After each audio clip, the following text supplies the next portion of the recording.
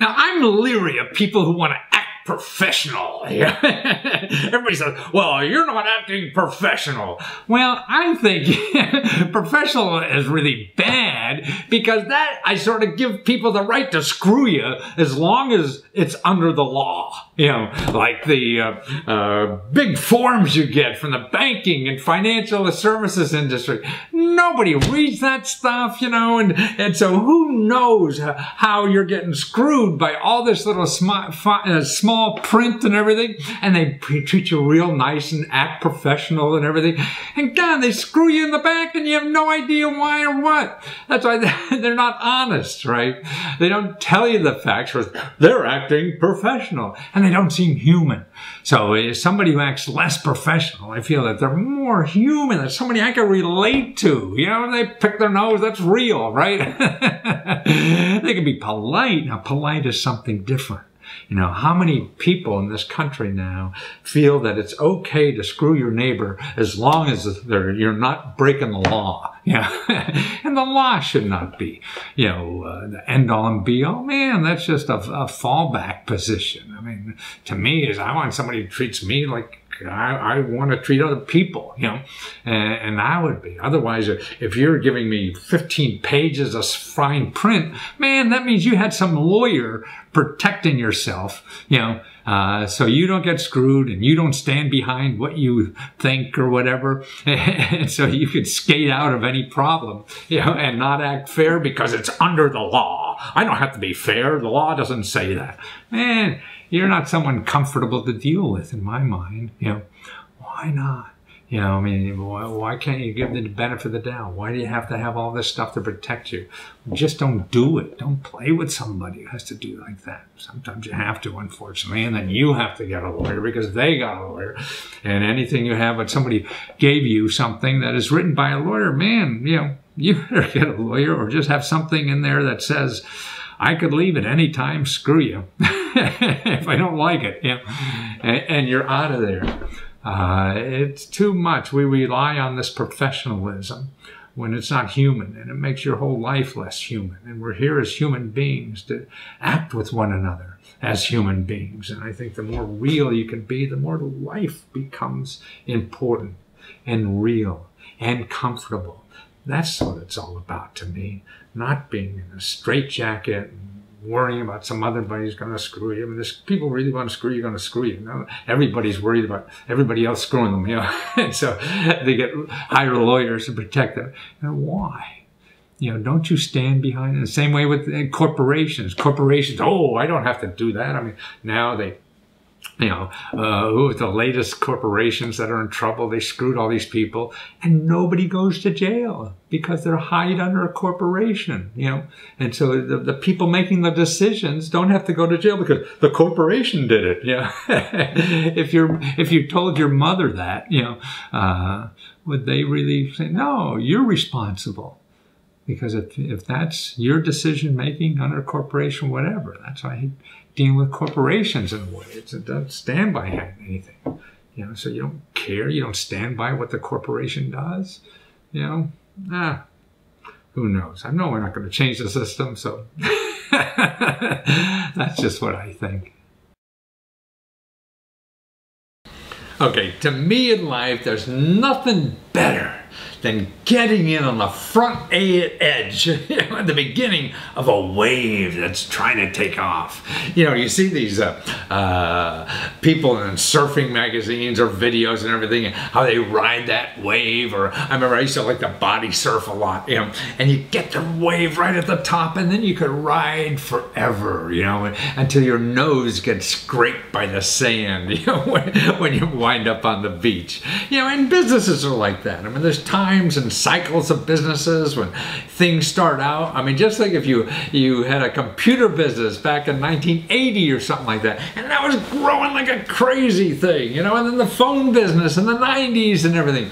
Well, actually now there's another industry like that, and it's the weed industry, cannabis, cannabis, I don't know where I got that, but cannabis. I mean, now that it's about half the states, it's legal to buy cannabis, and Colorado now, one other state I think, is where anybody can do it. You don't need a doctor's approval. And this is going to boom in the near future, you know, and there's so much money going into it. In other words, people, if you have an idea for, you know, a cannabis related product, it's easy to get money to start your business and everything. And now they're on Kickstarter, you know, in addition to, you know, fat cats want to invest in the new big things. So there's easy to get money from fat cats too. But on crowdfunding, here's two guys who started this little storage. It's called a cannabis storage and security case. Because you know what's going on now? They're putting cannabis and cookies and candy and soda and all this kind of stuff. So little kids get it. You know, and so they get a little funky when they eat this cookie. You know? And so you have to protect your cannabis products that you have. So they invented this little like safety box, you know. It's not a box, but it looks like a shaving kit or something like that with a little lock on it to keep these products. And they're going great guns, raising money, because everybody sees that future and everybody's trying to get on that wave in the beginning of it. Yeah. And that's what's fun about life. It's trying to figure out what that next right, because the industries that are dying, you know, and slowly going away, that's no fun anymore, because everybody's just running around trying to get the last crumbs for themselves and they're fighting each other. But when it's growing, man, it doesn't matter. And you don't need expertise because nobody's done any of this before. Yeah. When it's here for 10 years or 5 years, you need a PhD in the subject. Yeah. But not at the beginning. You need 2 weeks of experience and you're an expert. So watch this video on how these guys are starting in the beginning of this industry, and it's hot and going to take off, so watch it. Well, Sam Campbell, I think everybody is so envious of you, man. You're there in Colorado where now marijuana is legal for anybody, for anything. And you started a business. You're going to make money out of this. And the item you have is terrific. Stash Logic, LOGIX.com. And it's really to keep your supplies safe from kids and stuff like that. But more importantly, and you also got money from an incubator, or you know, to start this business, you and your partner. God, I mean, this is like a trifecta in your life of success, all happening at one time.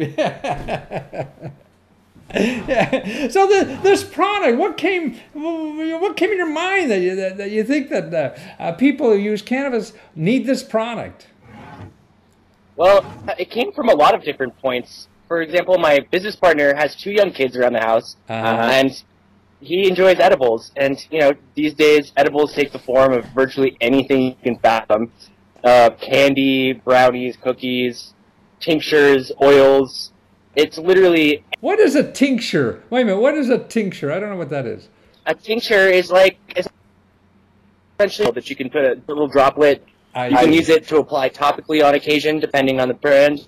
And also something you can consume, mixed with a drink or mixed with any food. Oh, cool. And it's cannabis infused. It can make anything uplifting. Uplifting, I say.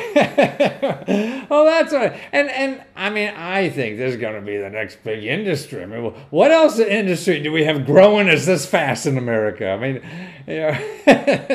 Oh, no, it takes about 3 to 4 weeks to sing cannabis, so it grows pretty fast. Yeah. But I mean, the industry, I mean, now that it's legal, I mean, there'll be legitimate businesses that, I mean, it seems like this is going to be a growth industry in our country for at least the next 5 years and can continue to grow. You know, housing isn't, so I mean, what Absolutely. I mean, I think that there's a big opportunity here to take over some of the cannabis and alcohol industry, 2 of which are the largest industries in the United States, and replace it with something that's safer and much more holistic for treating any ailment and for recreation.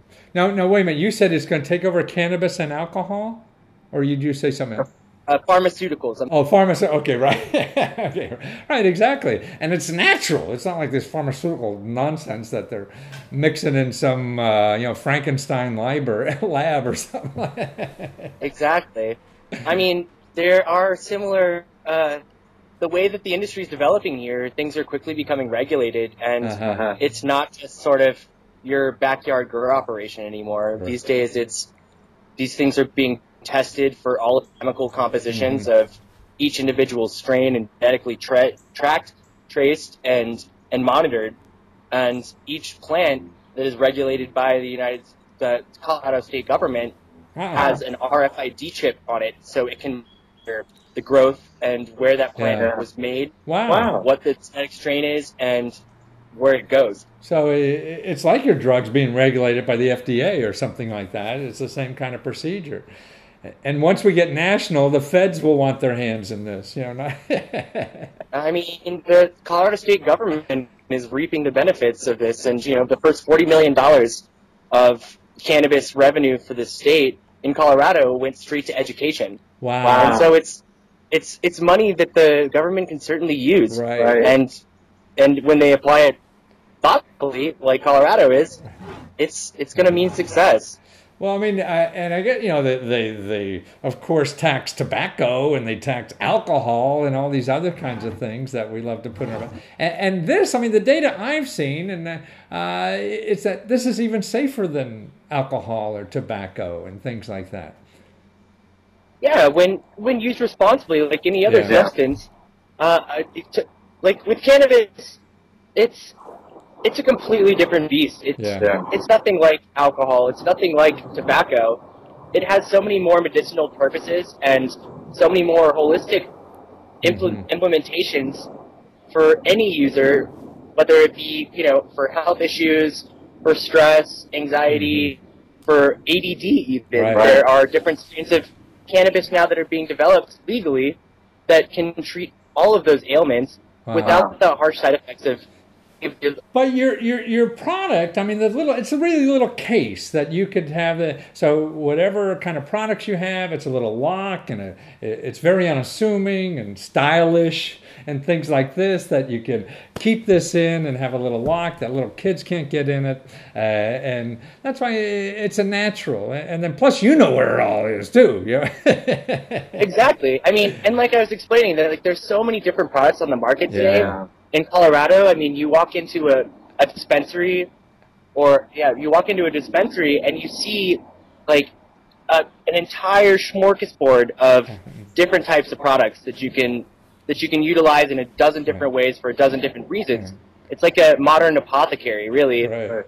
And once you start accumulating some of those and figuring out what works for you and what works best with your body and your mind, you start to accumulate quite a few, and it's easy to get a little scatterbrain and put them elsewhere. And it's nice to have everything in one place, and you know where it is, you know what it is, and you know that no one else is going to go into it. Well, and you guys are taking opportunity. I mean, I guess you both had normal jobs at one time, and this opportunity came up. And not only that, are you making money on Indiegogo, selling, pre-selling, I guess, your little cases, but you also found an accelerator program that gave you extra money to start that Indiegogo campaign. So you're hooking on to everything to really do something you could enjoy and not working at that job you didn't like or sort of liked or maybe didn't like or was a pain in the butt. Now you can't wait to get up every day, huh? That's exactly it. I mean, for example, I worked in an industry that was, pretty exciting, but at the same time, like, this one just beckoned to me, and this one said, this is something that's happening, and if we don't get on it now, then we're going to miss the train. And same for my business partner, Skip. He left a VP position at an engineering firm. And he's got a wife and 2 kids. And, the cannabis industry just said, like, hey, the train is leaving. Get on right now. Exactly. No, I believe it. It's the only industry I could see that's growing this fast. What else the hell do we have here anymore? It's a new one. It's like, post-prohibition America. Exactly. It's a one in a century type opportunity, really. Well, you're taking advantage of. That's why that school wasn't a waste of time anyway. It helped you find out where the hell the opportunities are. Well, Sam, that's terrific, and you're an inspiration for the rest of us. Get off our butt and do things, because there are so many opportunities. And to get in on the deal, because your Indiegogo campaign will be over like in a week or two. So people get a discount and have to pay full price once you finish this. And you go to Stash, STASH, Logix, LOGIX.com, right? X, right? The X had it, like in RX, right? We've got integrated locking systems built into our bag. They're organizable. They have modular interiors. Ripstop nylon, Cordura, and hemp. Wow. Some of the most. Oh, right. It's made out of hemp, too. Man. Wonderful. Well, thank you, Sam. Fun to talk with you, and good luck to you guys. Take care. Thank you, Matthew. I appreciate it. Well, how many people have you seen selling you stuff that talk about love? And I don't mean, oh, you're going to love this product or this car you're going to love when you buy it. No, I'm talking about real love. You know, I mean, and even how do you find out if you really love somebody? I mean, I don't know about you, but I'm an old guy now, and it took me a long time to realize that, gosh, you know, finding, you know, a maid and working on a relationship and everything like that takes as much work as starting a business. Yeah, they're very complicated. And this is actually it's a crowdfunding game that he has. It's called Play the Love Game.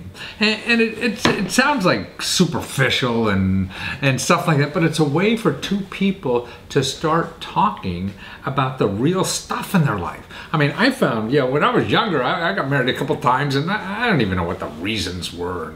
And later on, I found, gosh, you have to have something bigger than you know, to work on with your, you know, significant other, or something that you both live for is almost the same thing, and it's so hard to find. Maybe, you know, maybe it's a Jets games that you want to attend, but there has to be bigger things in life, and to find that out with somebody else, I mean, that, at least for me, was a real hard part of just finding a great relationship.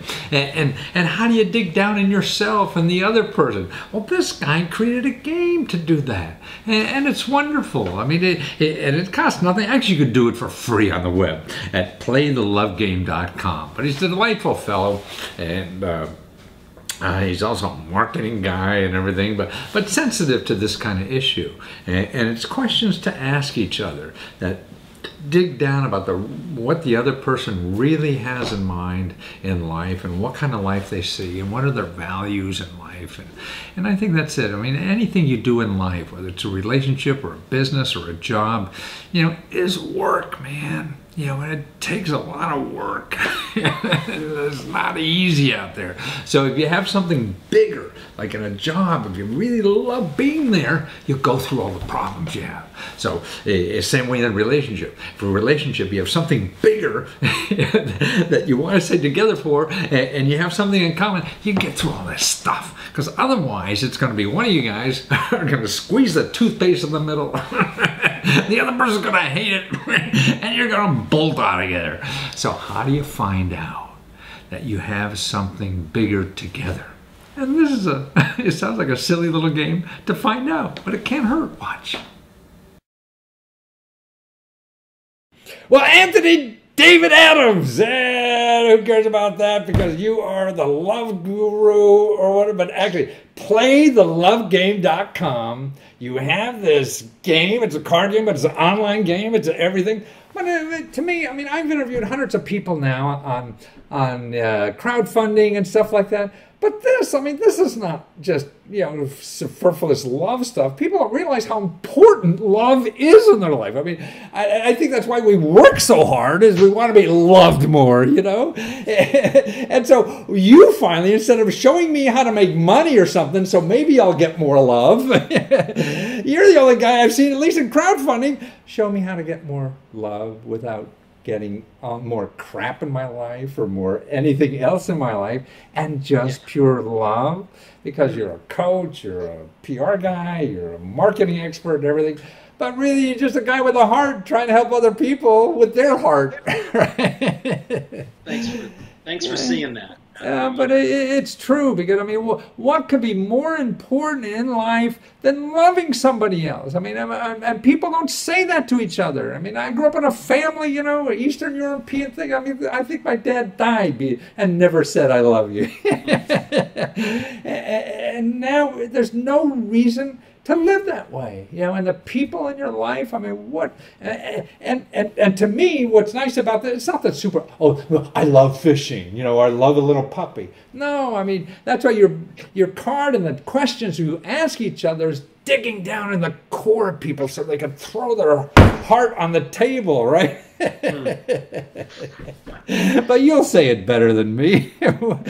Where did it come from? It's beautiful. You know, the Love Game was inspired by a guy named Arthur Aaron, who did some research 20 or so years ago, where he was experimenting with how to create rapid intimacy. And over the course of that research, he, like, couples that were, or just random experiment, the people getting experiment on the subjects, 6 months later, they were getting married. People falling in love and getting as a result of that. And a New York Times article came out that was kind of talking about this. And when I read the article, I thought, man, you know, this idea that falling in love and doing whatever it takes to stay there is the surest path to self-actualization. That's kind of my mantra that I live by and the work that I do with my coaching clients. But I thought, so many people just aren't falling in love. Yeah. You know, it's like, for the ones that are in love, there's really something to work with there if they really want to do. But a lot of them are just not falling in love. And so I thought, and that's actually that's a fairly easy part of the relationship. The falling in love part should be like just easy. So the game, Love Game, I thought, man, this is just, what a great tool for us to kind of have in the collective species toolkit, you know, to be able to be out there and just catalyzing and creating a context for shared intimacy, really just deeper levels of intimacy that, I mean, that might take somebody 2 or 3 years to even have these kind of conversations. Lifetime for some people. Or lifetime for some people. That's exactly right. So for me, the Love Game, it's an amazing tool. It's an amazing game, and I think people can play it for fun. They can do it as a date activity. But the results have just been fantastic. I mean, the coolest thing for me is, as I'm shipping out, you know, the first decks, I'm thinking, man, there's going to be, you know, somebody joked said, you're going to have a lot of, like, kids named Anthony David after their parents like the Love Game. But we're getting all kinds of emails from people saying that, you know, they became official boyfriend and girlfriend after playing the game for the first time, or they said, I love you for the first time. And that, to me, there's the creative aspect, which is phenomenal. It just feels really great to just have something you made in the world just, like, be received. The impact, and just to know that you're a part of helping folks open their hearts to one another. That to me feels like that's the biggest win for me. Tell you the truth, as I get older, I'm thinking, see, that I believe is the one muscle you can work on for the rest of your life. I mean, you're, what, 30 years old or something? I'm 70, and I can't run as fast as you. I never did, probably. But, you know, all those other muscles get, you know, atrophy. But I think your heart and your love, you could grow that sucker, you know, forever and keep going. And that's the one muscle you could do. And that's why, you know, why your work is so important to that. Nobody concentrates that unless, you know. It's unfortunately, I think, in our society, it's often the most underutilized muscle. Yeah, it's often the one that's the most underexercised, because I feel like we have a cultural context of sort of like molecular love. Like, you have this experience and you're kind of there with someone, and it's, you know, there's this little free period of just, like, really good feeling. But then once, you know, the mechanism of love kicks in and people really, it's actually when they start to actually fall in love, that's when the craziness comes up. And there's just so much, I would just say, kind of bad advice about, there's just so much kind of junk out there. I believe. And the idea of this, you know, this idea of kinetic love, which is the love of action, which is, you know, even when it's like the last thing you could possibly want to do in that moment, it's like finding it in yourself to push through that barrier just to get your heart back open. It can be the most challenging process in the world to do. Oh, absolutely. No, it's hard. It's also I want to do it, and I fight it every day. Yeah. And it was only till Yeah. my 40s, 50s, 60s probably that Yeah. I really realized that. And see, that's why what you're saying, I think, is true in our professional life. I mean, to have something bigger than yourself to live for. So Yeah. in a love relationship or in a professional relationship, then all the other little bullshit is just bullshit, you know, that you have something bigger, loving, and something bigger you're working for. And that's why, see, love, I think, is, and I think that's the key about living life, isn't it? I mean, well, what could be better than that? And to give as much as you possibly can personally. And that's what love is, isn't it? With that clipboard that we usually have. Oh, hey. Yeah. And that's why this is a catalyst for all that. So, I mean, you're not going to get this in, 50 ways to make $1 million, when it really is. Well, and I do think that having, the connection between love and intimacy and what I would say actualized like success, is I think that, you may make a bunch of money out of a loving relationship if that's like what you're up to, but I think more importantly, it's the loving relationship can provide a context for you to really express that part of yourself. Why do you want all the money? To sort of that love of, hey, you got the love now. What the hell do you need money for? It's really tough to market stuff to people that are in love. I think that there's like, they don't need anything. They're just, what do you need? Very basic stuff. Well, this is wonderful. I'm so glad you're there, Anthony. Anthony David Adams. But more importantly, it's playthelovegame.com and get the deck of these things, $25, and that's going to save you millions on therapists or whatever the hell else you need. Oh, yeah. But more to start the conversation. I mean, that's what to me is that what's so important. Somebody has to be the catalyst to start that between two people. So if you came into your relationship with this deck of cards, man, you're the savior. So why don't we all be out there and go be saviors and get a deck of cards and bring that to our relationship, right? I love it. Yeah, we've got the deck of cards at playthelovegame.com, and there's also there's a free app you can a free mobile app you can play there, and there's a book if somebody wants to kind of do it in a book format, you can get access to the book there. And I've also got a lot of just free resources on winning the love game. So kind of knowledge and tools and things that folks can use to help themselves along that journey and share their story too. So wonderful. So playthelovegame.com. Okay, Anthony David Adams, thank you so much for loving the rest of us, for giving us this. Take care.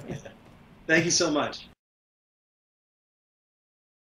Now, years ago, when I used to be selling books, I used to go down the Home Shopping Network. It's like QVC, Home Shopping, one of those, big things on TV where they sell stuff like in a department store, but they're selling it like a huckster, And I'd go down there and sell like 30,000 books in 2 days or something like that. It was incredible. But when I saw what it was really doing is selling household items, and they were the things that would just make me look like I was standing still when they get out. And this next guy, you're going to see the video, has one of these household kind of gadgets. And a thing you put in the kitchen, and it sweeps up the trash for you.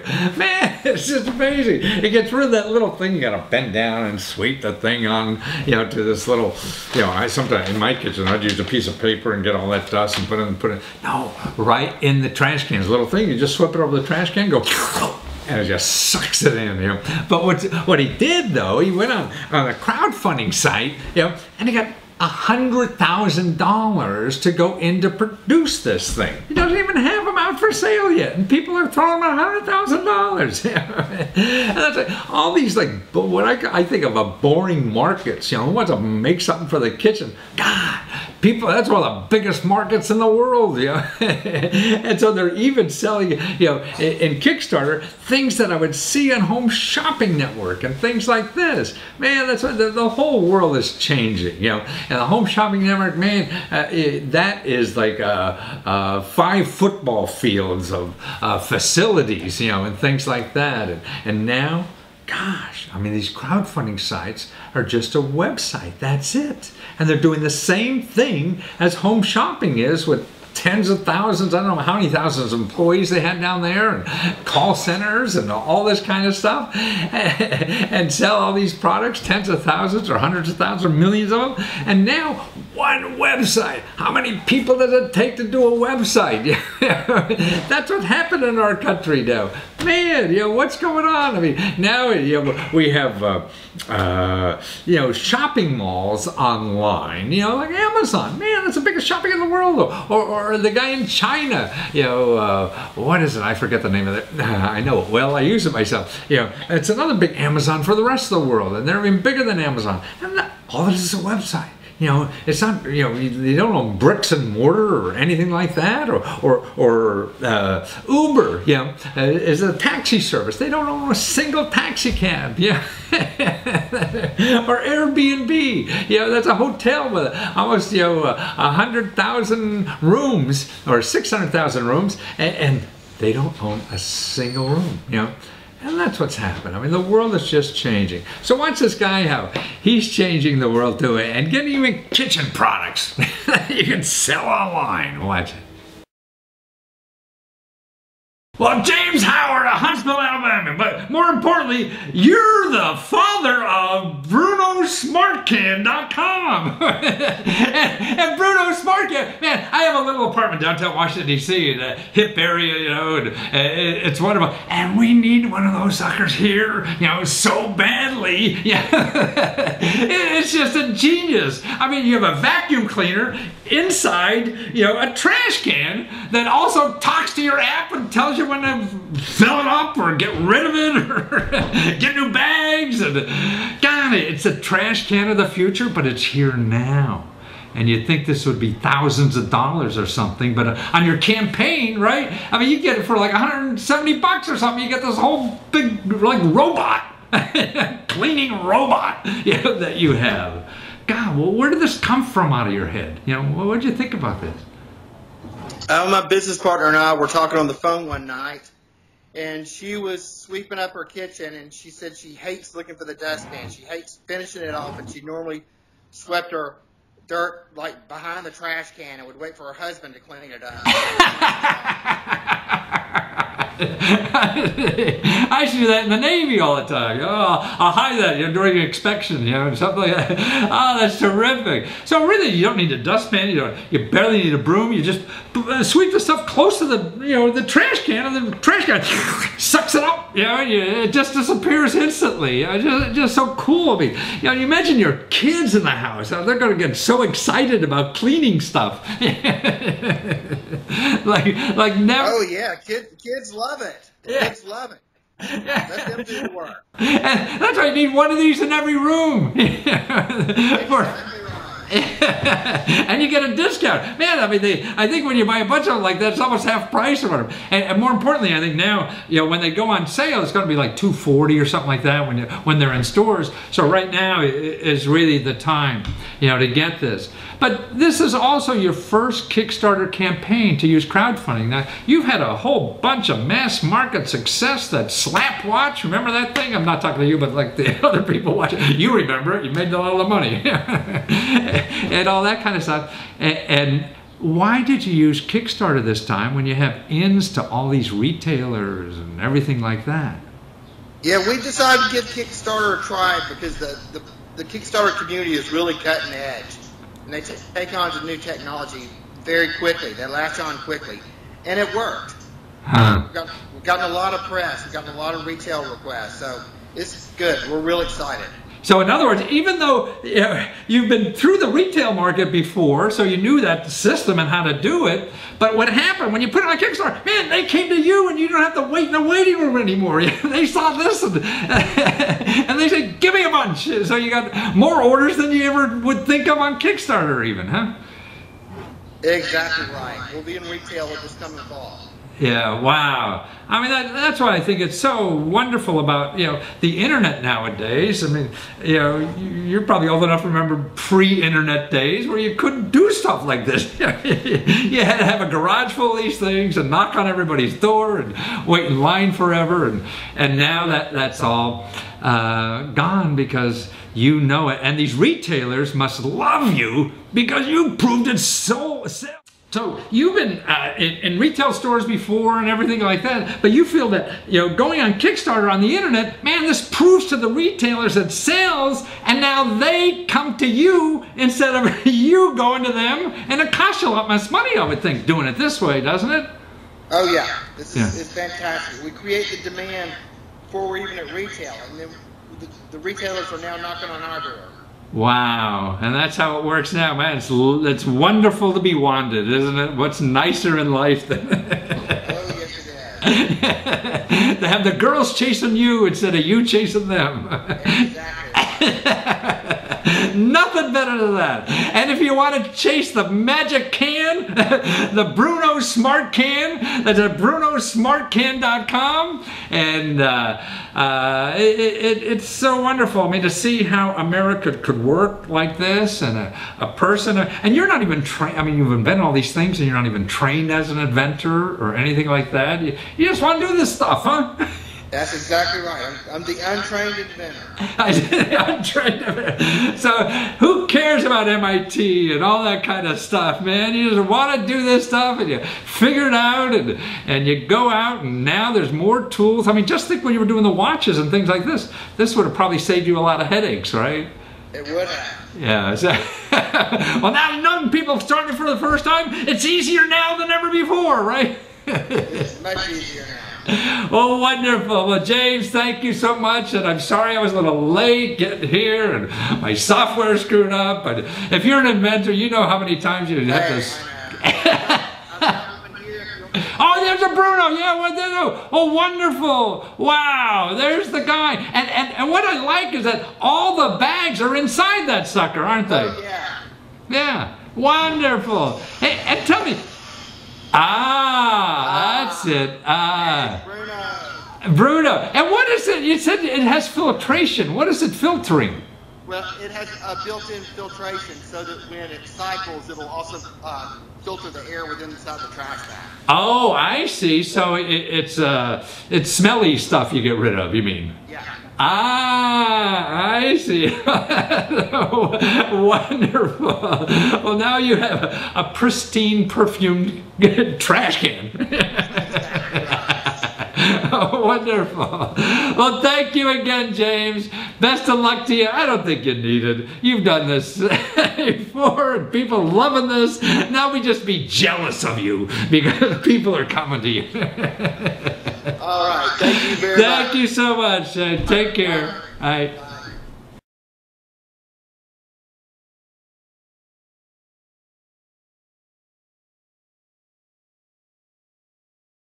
Or now another way, I mean, you have something to sell. Another way is on like Udemy. Do you ever hear about Udemy? I mean, these are places that people buy for information. You could do a course on how to stop a backswing or something like that, yeah.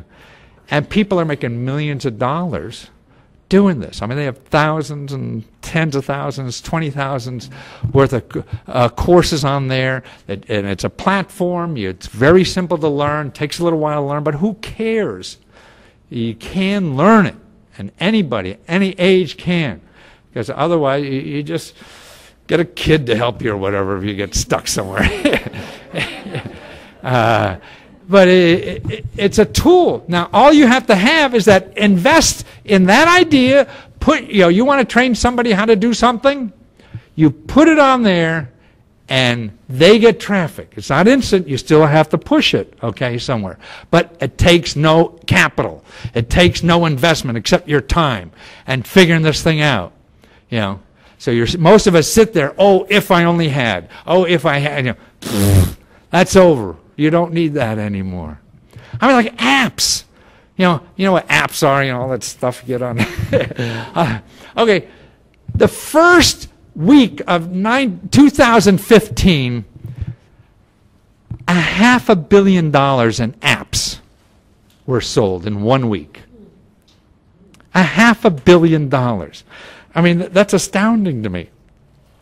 Last year, iTunes sold $10 billion worth of apps. So you want to write a book anymore? No, you write an app. Yeah. And they sold $10 billion. And that's how much money they gave to the creators. See, what's neat about all these new ways to make money is that there's no middleman. You want to write a book or something? Man, okay, I got to get an agent. Got to get an agent, get a publisher. I got to, do all that. And you're lucky if you get 5%, right? 10% if you really know somebody. Here, you get, well, actually, unlike Udemy, you get 50%. And if you're marketing it yourself, you get all of that. But from their traffic that they're giving you for free, you get 50%. And you don't need experts. You don't need anybody. You don't need gatekeepers. You just need an idea. And one of these platforms to make that idea happen. I mean, I think it's like nothing else in the history of the world that I could remember that is so neat now to be able to do things, without any money, any expertise or whatever. It's all easy enough to figure it out. And like even if you, like now, I think it's silly to look for investors for your business. I mean, why? I don't know about you. I've had a couple of bad marriages, and getting an investor is getting married, man. We're marrying somebody. And somebody fat cat with money, you know what they want? Money. They don't give a shit what you're doing as long as you're making money, right? But if you're doing something you love to do, something you think is important to do, and that's the only way you're going to find success at doing it, if you choose something you really love to do, because it's so hard to do anything, you're not going to put up with all bullshit, unless you really want to do it. And that's the key, wanting to do it. So you really want to do it, and you get Mama Warbucks to invest in it. But Mama Warbucks, all they want to do is cash out in 2 years and, run away, But it may take 3 years. It may take 4 years. Plus you have to hire their boyfriend, their girlfriend, their relatives. And, oh man, it's hard enough to get by in life. How many live with people? You get another person in the equation. And it complicates the issue. So if you're trying to do something you really want to do, and that's the key in life, I think, is giving as hard as we can before we die. What else is more important? And giving. Man, because, I think giving is the most selfish thing in the world. Because it feels so good, right? I'm finding some deserving bastard to give to. But it is. And so that's why, your talents, whatever it is, you want to give it as hard. Everybody says, well, I want an easy job. Why? I understand. I get trapped like that too. I want it easy. You want to play basketball with a 5-year-old? You'll win, right? All the time. Why do that? That's going to be boring life, isn't it? But we want to do that, And I think, jobs, traditional jobs that we all grew up in, well, at least I did, you get a job, you get a pension, retire, all that. Those days are over, And because companies don't care about individuals like they used to, and nobody treats each other, so you might as well have your own. Now, no job is safe anymore. So if you have 3 customers doing something, that's safer than one boss who may not like you tomorrow morning, Or somebody from headquarters decides to sell the whole thing, and who knows where you are. Well, thanks for watching. Hey, this is part of a 1-hour seminar that's available as a video ebook. So in the ebook, you'll be able to watch segments of all this, and also see the notes I have on the seminar. And it's all available on Fiverr, and you can go to Lesko, Lesko.com/Fiverr, Fiverr. That's Lesko, Lesko.com/Fiverr, Fiverr. I know it's misspelled, but that's how it works. Bye.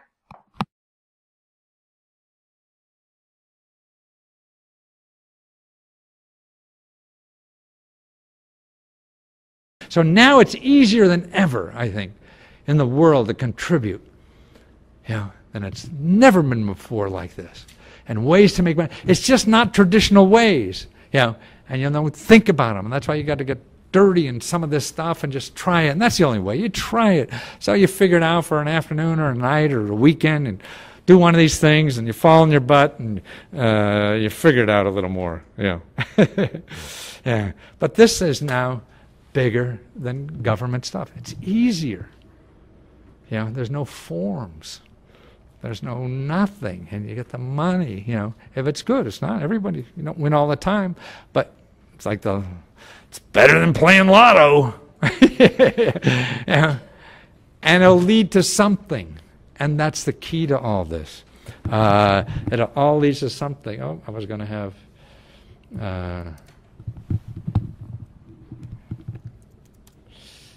let me see if I could get. Oh, is she bringing that back up? Oh, nice.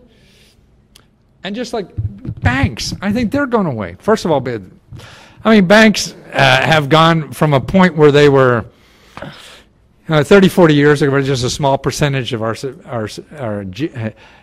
economy, and now they like quadrupled in size, and we don't make anything anymore, And like, speaking of makers, that's what you guys are makers here. Like if you have a 3D printer, now there's a website that you could go on and just say, hey, I have a 3D printer. And you make stuff in your garage or your kitchen table on your 3D printer for other people who want stuff. I talked to a guy I interviewed who had suction cup wine glasses for the shower.